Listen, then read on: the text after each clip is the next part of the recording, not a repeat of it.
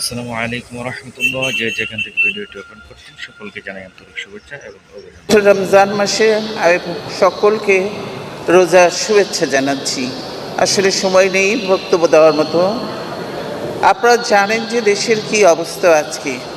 বর্তমানে এই যারা আজকে দেশ শাসন করছে এরা জনগণের প্রতিনিধিত্ব করে না। তাই আজকে দেশের এই দুরবস্থায় জনগণের প্রতি তাদের কোনো দায়িত্ব নেই।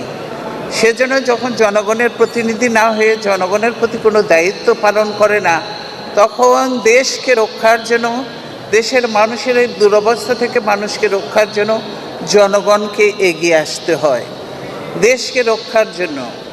আপনারা দেখেছেন আজকের এই বর্তমানে যেহেতু এরা জনগণের দ্বারা নির্বাচিত হয়ে আসেনি, তাই তারা জনগণের প্রতি কোনো দায়িত্ববোধ তাদের নেই। সেজন্য তারা শুধু লুটপাটে ব্যস্ত। আপনারা দেখলেন কয়েকদিন আগে পত্রিকায় যে এখন পচা গম আমদানি করেছে। এদের